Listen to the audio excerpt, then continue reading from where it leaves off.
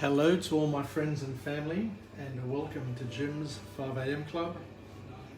And what we're going to do today is we're going to change it up a bit, and we're going to do a little cooking class. I'm going to do an experiment cooking a snapper with a salt crust. So just down here we've got my ingredients for the stuffing that we're going to put into the fish. So we've got lemon, spring onions or shallots, ginger, garlic, chilli, and sweet lemon, thyme. We've got the egg yolk, the egg whites here, the egg whites, let me get it right. And what I'm going to do now is I'm going to just show you how we're going to do the salt crusting. So let me put a bit more salt into here. I've got some rock salt and some table salt. And that'll be used to crust the fish. I'll just make a little bit more than what I need. And in there, what we need is some fennel seeds, just to make it a little bit more aromatic. And I've got myself also, just to show you, a 1 kilo fresh snapper, which is an absolute cracker. It actually smells fresh. So I can't wait to start preparing this. So we put the salt and the fennel seeds and we just mix them up.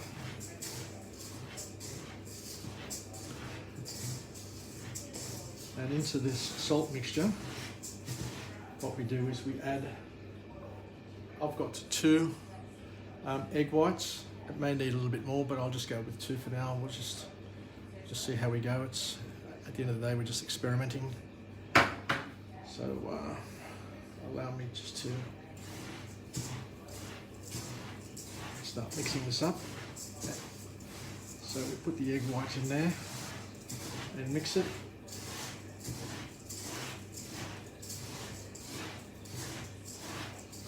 And we need to also add water. Got about 100 mils of water. So this is going to be mixed up. So it's rock salt, table salt, and fennel seeds.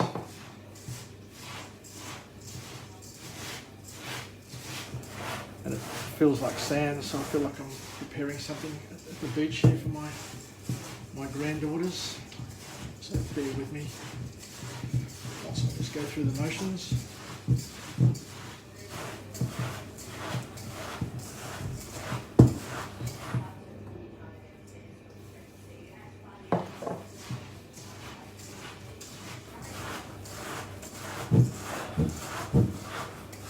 Make sure that I've got enough salt to put on the bottom, and then cake the fish on top as well, and all over, so it becomes an airtight seal.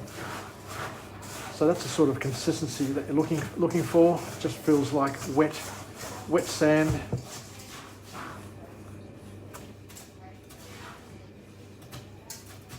That feels all good and ready. All right, so I'll put that aside.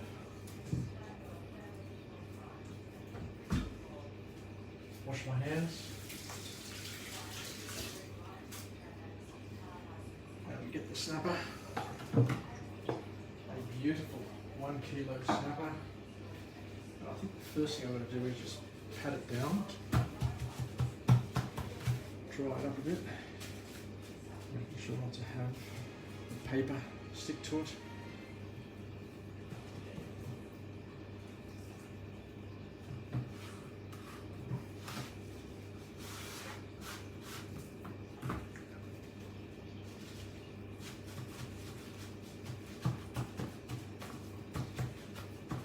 So the snapper has been cleaned. That'll do. So So let me get the right angle. Here we go. Looks good. So inside the snapper we're going to put the lemon.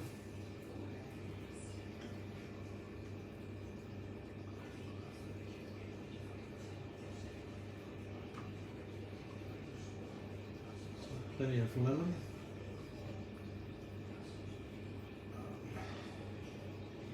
And then put some shallots.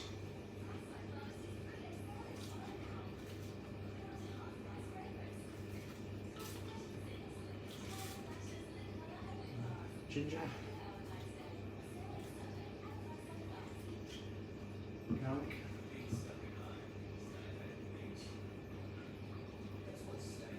try and make it as aromatic as possible. Chilli, as you can see we're blending the colours I'm taking from the Japanese cuisine. So there we go, it's all stuffed with those beautiful aromatic flavours.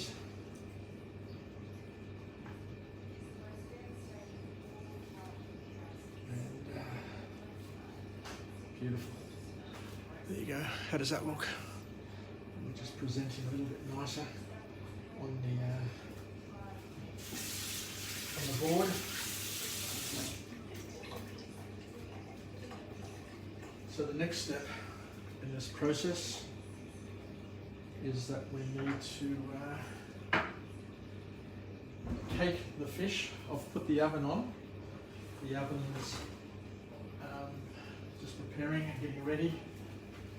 It's at 200 degrees. So I'm preheating the oven. Let me just clean up the surface here so that Paula doesn't clean me up.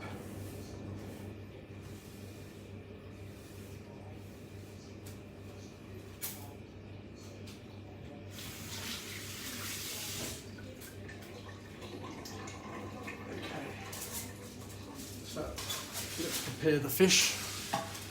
So there we go, that's in camera. So on the bottom we need to put a salt base.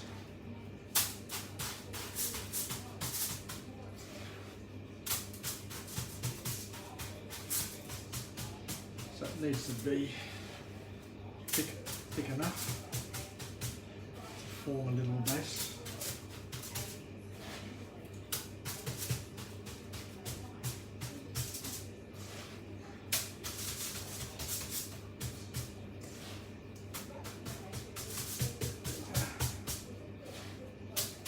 How's that looking? And then what we do is we place, I'm doing this for the first time, so it is an experiment. So we place the fish on there like that, and then all we do is we continue the caking process. So just keep it to a reasonable sort of thickness.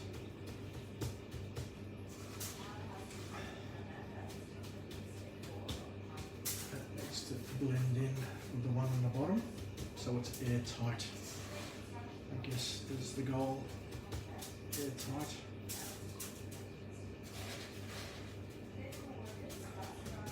Looking pretty good. I'm pretty chuffed, to tell you the truth. Don't put too much there. Over the gills, over the head, to capture all those wonderful juices. So I remember when I was a young fellow growing up, I'd go fishing with my Auntie Frida and my cousin Anna, and we'd prepare fish. And I remember my Uncle John and Uncle George used to love their fish, and they'd actually love eating the head. And I, as a kid, remember, to my cousin Anna's just surprise, I'd be eating the fish eyes. Those wonderful little fish eyes, which once grilled, a little bit like popcorn. There we go. How does that look? That's pretty good, actually. I'm really, really pleased. So just make sure it's all airtight, because what will happen is once it starts cooking, it's going to turn into a really hard substance, and it's going to have the consistency of concrete, believe it or not. So the tail up here, I'll just finish off the tail, make sure that the tail's all covered up so it's a professional job, as professional as can be.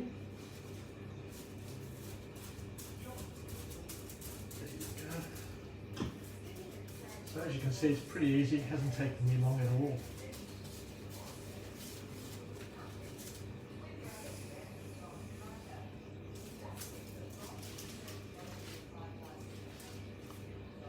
There we go. So we'll wash the hands. And the last piece of the exercise that we need to do is we need to get a knife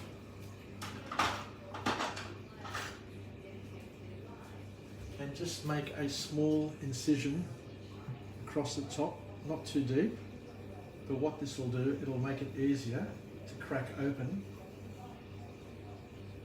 once the fish is ready. So we try not to go too deep so that we don't break the seal, but we make it possible for when the fish is cooked that we can just get a hammer or some sort of tool and cut it open. So you can see what I'm doing. You get the drift. Because as I said, this is going to be like concrete, like cement, when it's been in the oven for about an hour.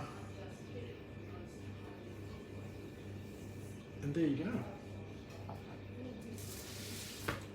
There you go. Let's just finish it off with a stavroli. We've got Easter coming up. And that's about it. So there you go.